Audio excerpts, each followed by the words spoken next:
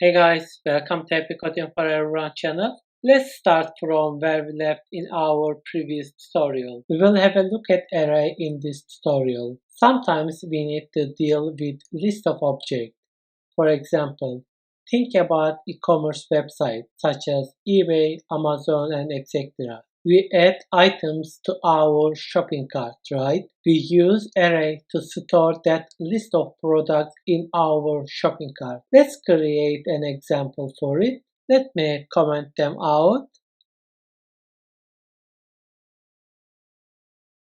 We need to create an array variable. Let items in basket equal and square bracket, then semicolon. We use that square brackets when we declare array. Now we have an empty array as you see. Let's add some products in our array. Let's say iPhone and tablet. Let's display this array on our console. Console log items in basket and semicolon. Let's save it and have a look at it. You see guys, we see our products in our array. As you see, we have two elements in our array. Each element has an index and that determines the position of the element in the array. For example, iPhone element position is 0 and tablet element position is 1. Index position numbers always start from 0. 0 is our first element of array. Let's display our first element in array. We just need to add here square bracket and number of position 0. Let's save it and have a look at it. You see guys, we see our first element in our array. And also, as I mentioned before, JavaScript is a dynamic language. It means you can change values whenever you want. For example, let's add another element in the array. Let's remove that one and save and have a look at one more time. As you see, we have two elements in our array and their position are 0 and 1.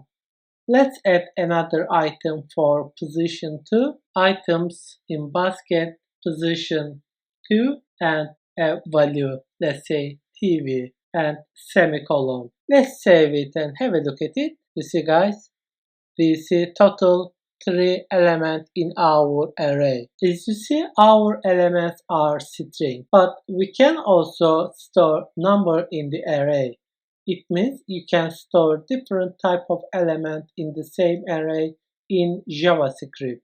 For example, let's add another item for our array. Items in basket position 3, then let's say 20 and semicolon. Let's save it and have a look at it. You see guys, we see total 4 elements and 3 of them is string, 1 of them is number. Array in JavaScript technically object, but there are some differences.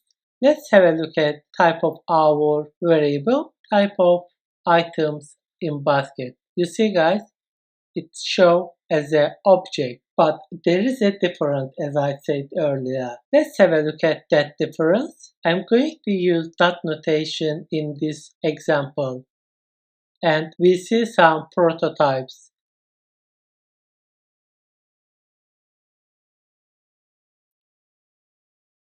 As you may remember, we used that dot notation in our object tutorials and we saw just key of our object after dot notation, but in array we see that prototypes. That is the difference. We will use all those prototypes in our future tutorials, but I can show length quickly in this tutorial.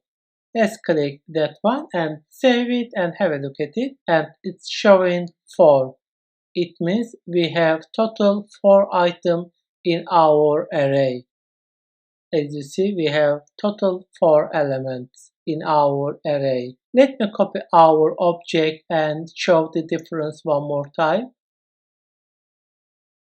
Just copy that one and let's paste it here and let me activate it. and let's type console log and student. I'm going to use same dot notation and let's have a look at what sort of values we see. You see guys, we see student age and student name.